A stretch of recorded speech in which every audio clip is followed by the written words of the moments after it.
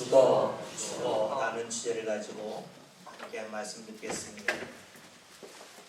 2012년도에 있었던 일입니다.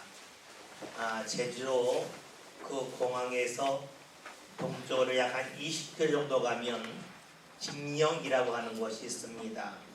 아름다운 해안가로 알려져 있는데 그 김영에 한 돌고래가 오게 되었습니다. 그 돌고래가 너무 힘없이 와서 사람들이 그 돌고래를 잘 보듬어 주었다가 다시 바다로 나가게 했습니다. 그런데 그 돌고래가 5일 만에 다시금 그 김영 해안가로 왔습니다. 그 돌고래는 아주 시기종인 뱀머리 돌고래인데 오론이 계속해서 토했습니다. 그리고 결국 죽고 말았습니다. 왜 이런 일이 있을까 사람들이 궁금해서 그 죽은 뱀머리 돌고래를 이렇게 해부해 보았습니다. 해보았더니 그 답이 바로 나왔습니다. 이 돌고래 위안에서 많은 비닐과 그리고 어부들의 사회나 끈이 가득했던 것입니다.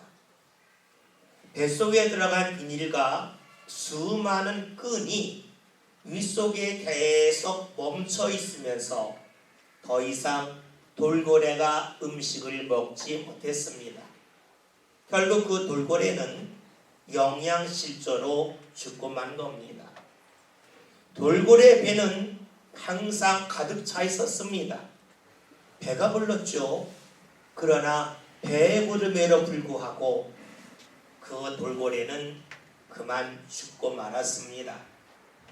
그 이유인즉 뱃속에 있는 플라스틱 그리고 수많은 화학 제품으로 만든 끈 때문이었습니다.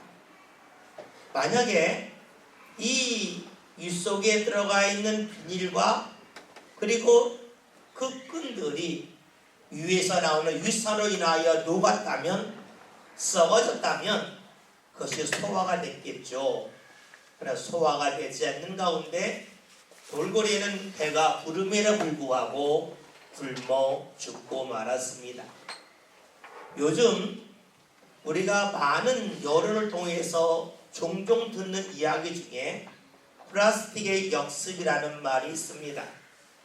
사람들이 편하게 사용하려고 만든 수많은 그 플라스틱이 우리 삶 가운데 많은 재해를 가져온다는 것이지요.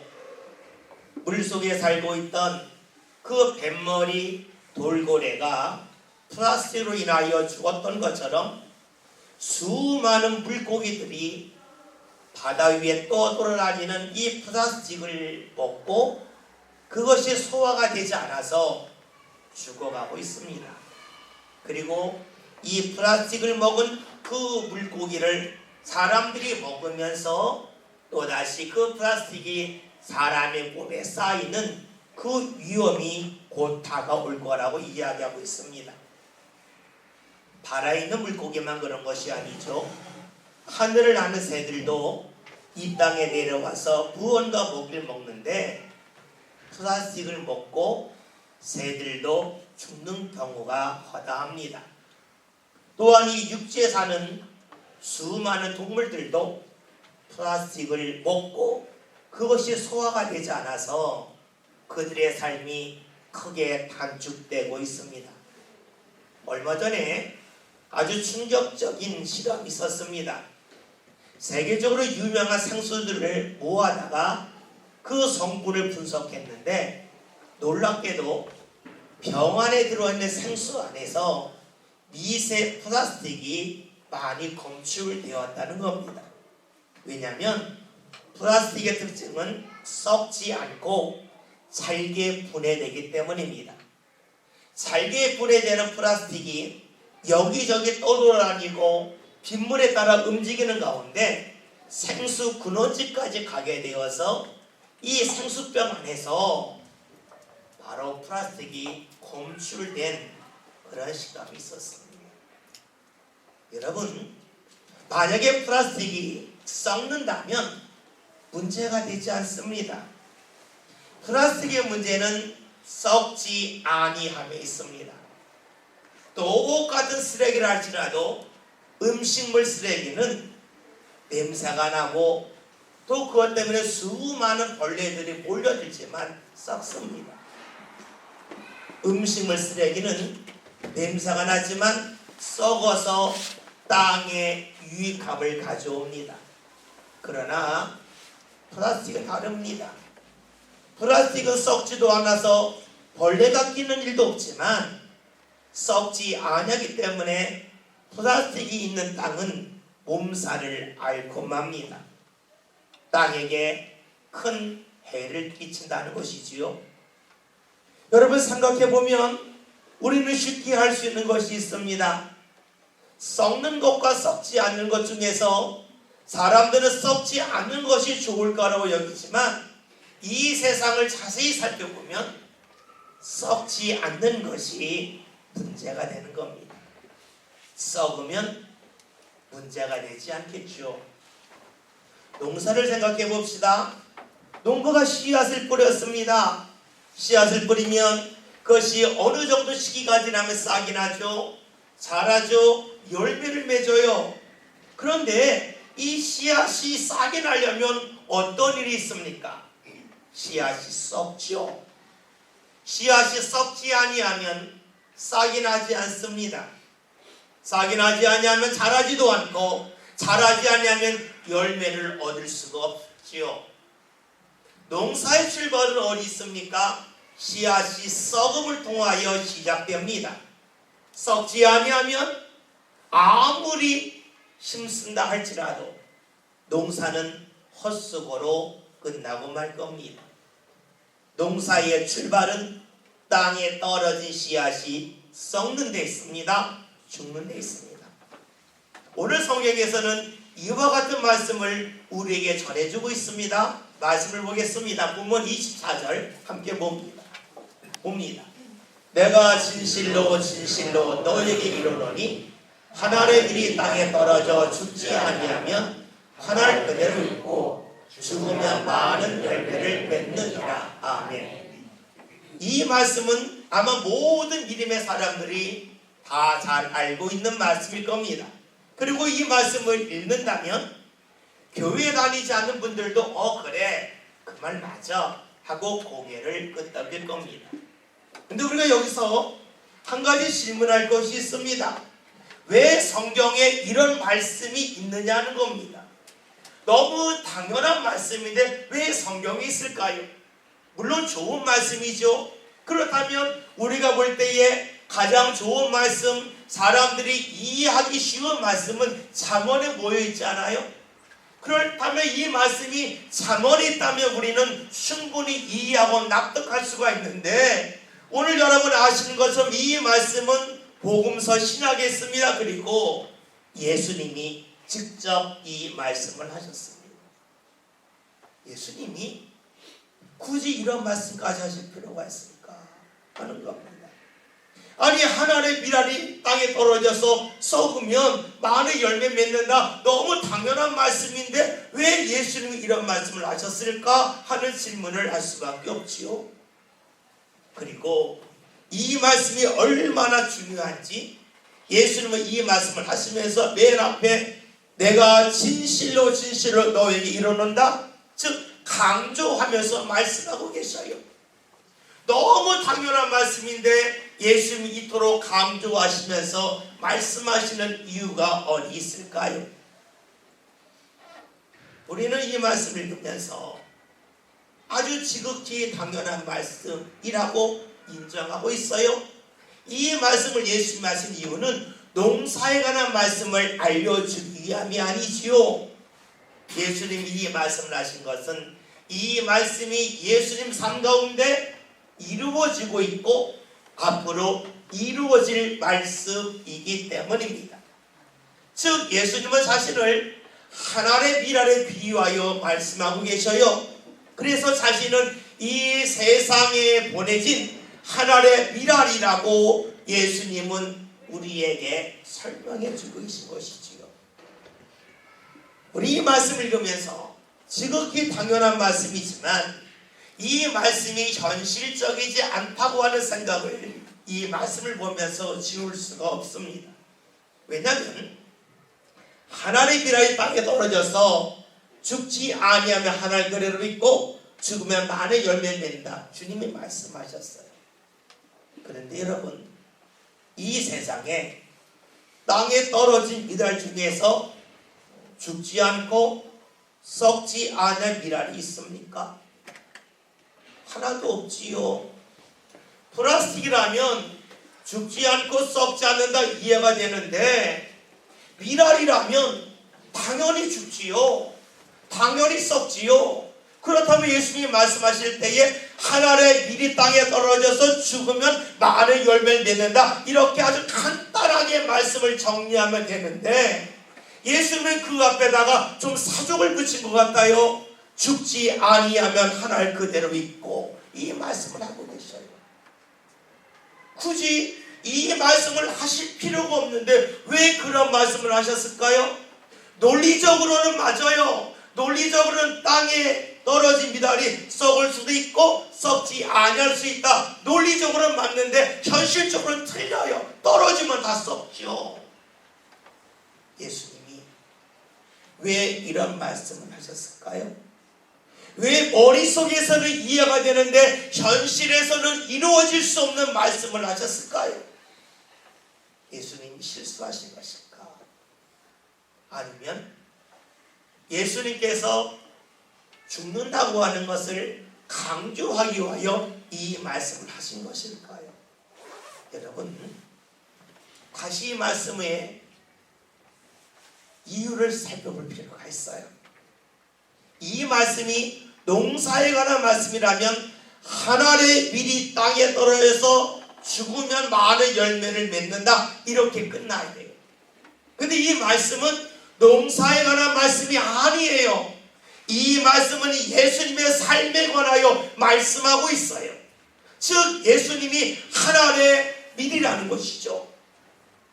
그렇다면 예수님 말씀대로 죽지 아니하면 하늘 그대로 있고 죽으면 많은 열매를 맺는다는 이 말씀은 예수님은 하늘의 밀로 이 세상에 오셨는데 죽지 아니할 수도 있고 죽을 수도 있다고 하는 자신의 삶을 말씀하고 계신 거예요.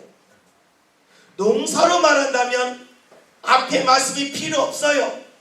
땅에 떨어져 죽지 않을 이 말씀 필요 없어요. 다 죽으니까. 그런데 이 말씀은 예수님에 관한 말씀이에요. 예수님은 이 세상에 오셨을 때에 죽지 아니할 수도 있고 죽을 수도 있다는 거예요. 그리고 죽지 아니하면 하늘 그대로 자신의 모습 그대로 있고 죽으면 많은 열매를 맺는다. 자신의 삶을 하늘의 밀 아래 비추어 말씀하고 계십니다. 봅시다. 하늘의 밀이 땅에 떨어져서 하늘 그대로 있는 것과 많은 열매를 맺는 것 중에 무엇이 유익한지 답은 너무나 분명합니다. 예수님의 삶도 역시 그렇죠. 이 세상에 오셔서 자신 홀로 하나님 앞에 가는 것, 하늘 그대로 있는 것과 많은 열매를 맺어서 수많은 사람들을 하나님 앞으로 가게 하는 것 중에 무엇이 더 유익한가? 라고 질문한다면 답은 분명합니다. 죽어야 됩니다. 답은 너무나 분명해요. 무엇이 좋은 줄 알아요. 근데 문제는 답은 아는데 그 과정이 힘들다는 거예요. 하늘이 많은 열매 맺는 너무 좋잖아요. 하늘 그대로 있다 별로 내키지 않잖아요. 그런데 이 좋은 일, 즉 하늘이 많은 열매를 맺을 때에 과정이 하나 있어요. 그것은 죽는다는 거예요. 죽는다는 것을 누가 좋아하겠어요? 답은 알아요. 무엇이 유익한지 알아요. 그런데 그 과정이 힘든 거예요. 우리의 삶 가운데 이런 일이 너무나 많이 있죠. 학생들에게 물어요. 너 공부 잘하고 싶어? 공부 못하고 싶어? 다 알잖아요. 공부 잘하고 싶어요. 공부 잘하면 뭐가 좋냐? 예, 제가 하고 싶은 것을 할 기회가 많이 생겨요. 답을 너무 잘 알고 있어요. 그런데 그 답에 이르는 과정, 그러려면 공부 열심히 해야죠. 놀고 싶은 것 줄여야죠. 하고 싶은 거 하지 말아야죠. 그 과정이 어려워요. 답은 너무 잘 알고 있는데 그 과정이 힘들기 때문에 그 답은 알지만 그 답에 이르지 못하는 것이 우리의 현실 아니겠습니까? 신앙생활도 역시 그러하죠. 신앙생활을 어떻게 하면 잘할 수 있습니까? 답 잘 알아요. 말씀 보고요, 기도하고요, 주 뜻에 순종하면 됩니다. 답 너무 잘 알죠. 그런데 그 과정은 어렵잖아요. 기도하려면 내가 하고 싶은 일을 하지 말아야 돼요. 기도는 신앙적인 일이기 때문에 육체의 노동보다 훨씬 더 힘이 들어요. 그러니까 답을 알지만 그 답에 이르는 과정이 싫어서 뒤로 하지 않습니다. 예수님도 역시 마찬가지죠. 자신이 하나님의 미랄로 이 세상에 와서 어떻게 하면 많은 열매를 맺는지 알고 계셔요? 어떻게 하면 자신 혼자 있는 줄도 알아요. 무엇이 유익하고 무엇이 좋은지를 알아요. 그러나 문제는 그 과정 속에 자신이 죽어야 한다는 것이 어려움입니다. 여러분, 그래요. 우리가 살아가면서 답을 모릅니까? 답을 알지요. 답을 알지만 그 답에 이르는 과정 속에 있는 죽음, 썩어짐, 이것이 우리에게 너무나 힘든 것입니다. 예수님은 이 세상에 오셔서 한 알 그레르는 미달이 아니라 많은 열매가 맺는 미달이 되셨습니다. 죽었기 때문이죠. 우리는 죽는다 하면 이런 생각을 할 수가 있어요. 사람이 한번 때마다 죽는데 그거 못 죽나? 이렇게 생각을 합니다.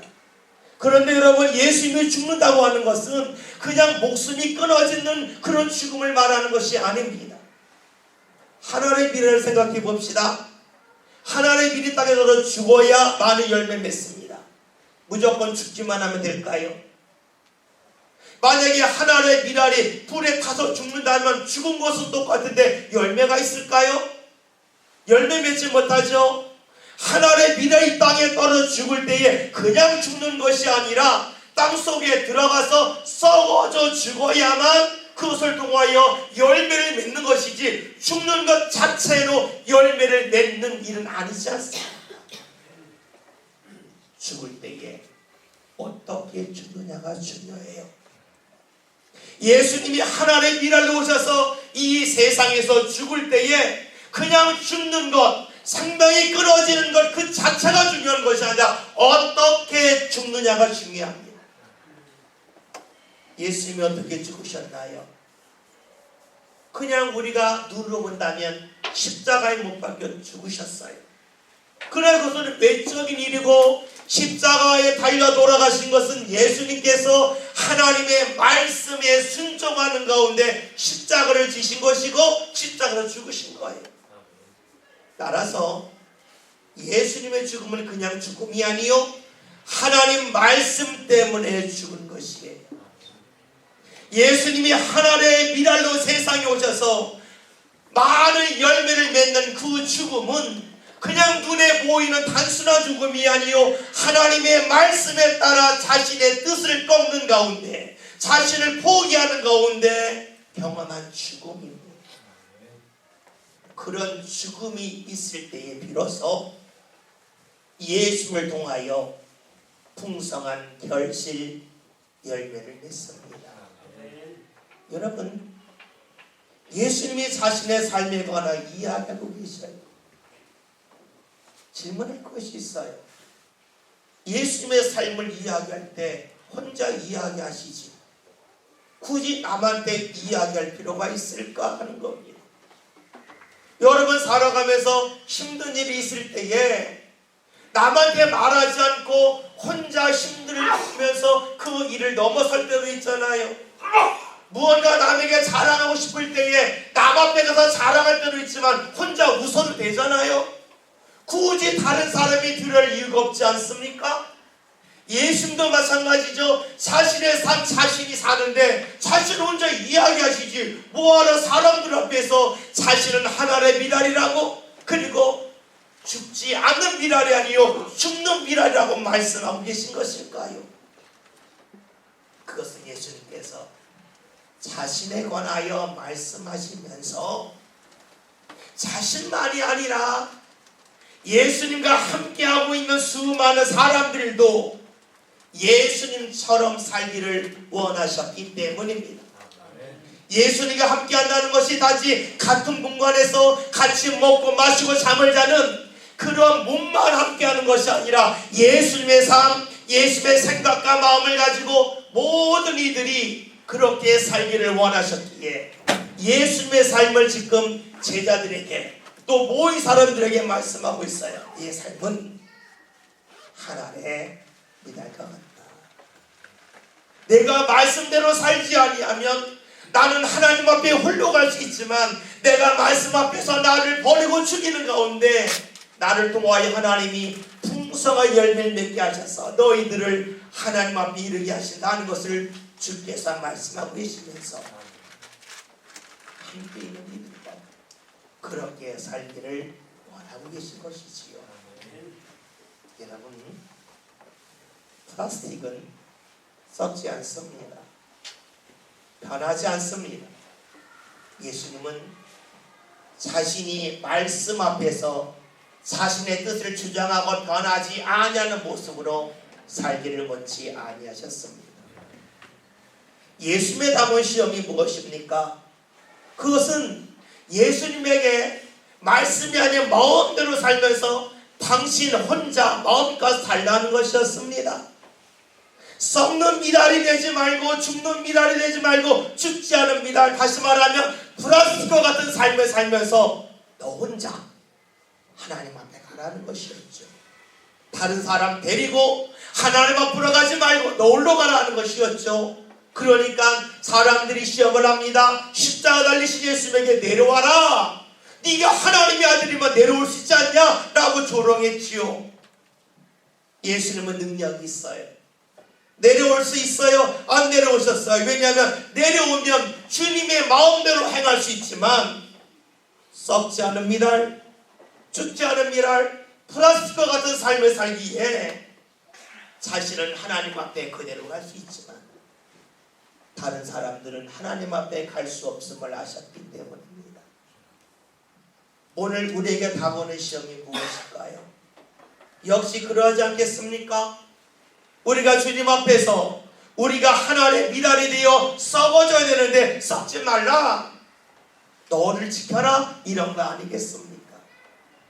예수님은 그런 것이 예수님에게 다가온 시험이요 모든 사람들에게 다가오는 시험임을 아셨기에 말씀하고 계신 겁니다. 자신의 삶을 빗대어 말씀하시면서 하늘의 밀이 땅에 떨어져서 죽지 아니하면 하늘 그대로 있고 죽으면 많은 열매를 맺는다 말씀을 하시면서 이제 구체적으로 제자들에게 이런 삶이 무엇인지를 알려주고 계십니다. 25절 말씀을 함께 봅니다. 나가시 봅니다. 자기의 생명을 사랑하는 자는 잃어버릴 것이요 이 세상에서 자기의 생명을 미워하는 자는 영생하도록 보존하리라. 아멘. 예수님은 지금 자신의 생명을 사랑하는 자 잃어버린다 그랬습니다. 여러분, 여기서 생명이라고 하는 것을 우리의 육체의 생명으로 말하면 조금 곤란해집니다. 사람들이 나이에 따라 자랑이 있죠. 20대에는 얼굴이 잘생겼냐 못생겼냐 이것도 자랑하죠. 몸짱이냐 아니냐. 30대가 되면 자랑을 하죠. 아, 얼마나 돈 있냐, 얼마나 좋은 직장 다니냐 이것도 자랑을 하죠. 40대가 되면 아, 우리 자녀가 얼마나 인정받냐 인정받지 못하냐 이런 것 갖고 자랑을 하죠. 그런데 80대가 되면 자랑하는 것이 있어요. 그게 뭐냐면요, 다 걸어 다닌다. 아무리 돈 많고 명예가 있다 할지라도 다리가 약해서 제대로 걷지 못하면 삶이 답답하죠. 내가 가고 싶은데 못 가죠. 삶이 감옥이 되죠. 그때 말하죠. 살아도 산 것 같지 않다는 겁니다. 여러분, 그래 그래요. 사람의 생명, 삶은 자신이 가고 싶은 곳을 갈 때에 살아있다고 합니다. 자유가 있을 때에 나는 살아있다고 말합니다. 자유를 잃어버리면 살아도 상관같지 않다고 말을 하지요. 우리가 이런 눈으로 이 말씀을 보면 쉽게 다가옵니다. 자기의 생명을 사랑하는 자, 무엇을 말할까요? 내 뜻대로 마음껏 움직이는 것을 좋아하는 자는 잃어버린다는 겁니다. 무엇을 잃어버릴까요? 24절 예수님의 말씀에 빗대본다면 수많은 열매를 맺을 기회를 잃어버린다가 되겠지요. 그 다음에는 말씀 뭡니까? 이 세상을 살아가면서 자기의 생명을 미워하는 자, 자신의 뜻대로 사는 것을 주의 말씀 앞에서 내려놓고 포기하는 사람은 영생하도록 보존합니다. 주께서 허락하시는 은혜를 계속해서 이어간다는 것입니다. 여러분, 그래요. 예수님의 말씀은 24절의 죽음을 말씀하셔요. 말씀 앞에서 자신이 버려짐을 말씀하고 있어요. 이렇게 말씀 앞에 자신을 버릴 때 일어나는 현상이 무엇이냐? 내가 원하는 것을 뒤로 하여야 돼요. 내가 원하는 것을 미워해야 돼요. 내가 원하는 것을 계속해서 붙잡으면 주의 말씀 앞에서 자신이 죽을 수가 없어요. 예수님은 자신이 하나님의 미랄로 오셔서 세상에서 어떻게 살고 있는지를, 앞으로 살아가야 될지를 말씀해 주시면서 함께하고 있는 제자들에게, 함께하고 있는 사람들에게 말씀하고 있어요. 이것이 너에게 적용될 때 어떤 일이 나타나는 줄 아느냐? 너희가 원하는 것을 스스로 내려놓아야 한다. 너희가 좋아하는 것을 미워할 줄 알아야 된다. 그래야만 너희를 향한 하나님의 은혜 일들이 계속해서 이어져 간다고 말씀하고 계십니다. 그러면서 한 가지 더 말씀하고 계셔요. 본문 봅니다. 26절 보겠습니다. 함께 봅니다. 사람이 나를 섬기려면 나를 따르라. 나 있는 곳에 나를 섬기는 자로 거기 있으리니 사람이 나를 섬기면 내 아버지께서 그를 귀히 여기시리라. 아멘. 예수님의 말씀은 나를 섬기는 사람은 나를 따르는 사람이란 따름에 관하여 말씀하고 있어요. 26절에서는 따름에 관하여, 25절에서는 미움에 관하여, 24절에서는 죽음에 관하여 말씀하고 있습니다. 주님을 따르려면 자신이 좋아하는 것을 미워해야 돼요. 그래야만 주의 말씀 앞에서 자신이 죽어져요. 자신이 죽어져야만 주께서 허락하시는 많은 열매를 맺는 삶을 살 수가 있겠지요. 오늘 예수님은 제자들에게 말씀하고 계셔요. 내가 그리했듯이 너희들도 말씀 앞에서 너희가 좋아하는 것을 멀리하고 미워하면서 나를 따르면 좋겠다. 그러할 때 비로소 내가 그리하였듯이 너희들 삶 가운데로 하나님이 예비로신 풍성한 많은 열매를 맺을 수 있음을 말씀하여 주고 계십니다.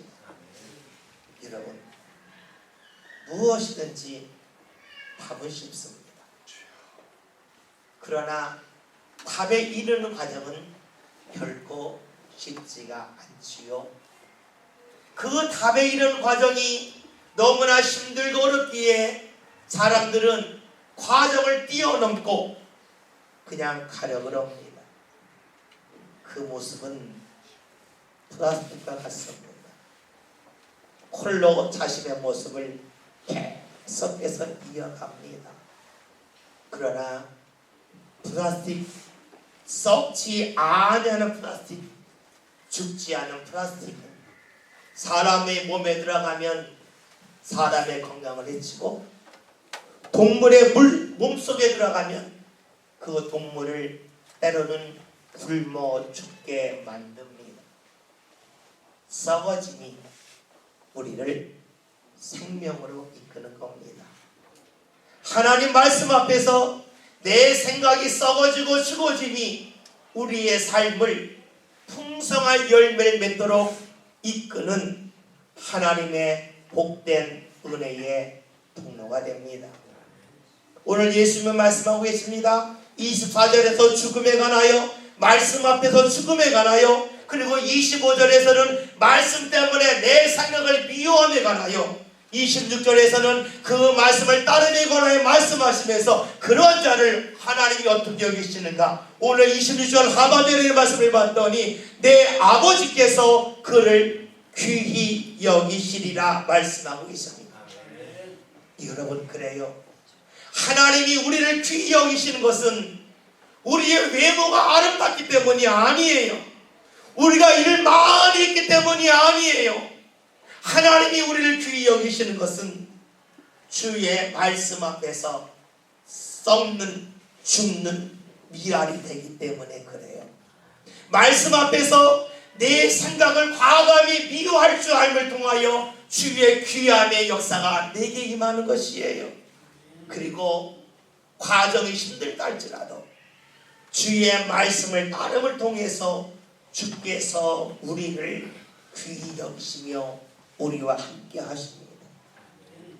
오늘 말씀 제목이 죽어입니다. 죽어. 예수님 우리에게 말씀하시겠죠. 내가 하나님의 미랄로 이 세상 죽지 않았냐? 말씀 앞에서 죽지 않았냐? 내게 좋은 줄, 무엇이 좋은 줄 알면서도 내가 말씀 앞에 죽지 않았냐? 주께서 말씀하실 거예요. 너희들도 말씀 앞에서 죽어. 그러면 너의 삶이 홀로 있지 않냐고, 너를 통하여 많은 열매, 풍성한 열매 맺을 거야. 주께서 우리에게 말씀하지 않겠습니까? 그래서 오늘 말씀 제목이 죽어입니다.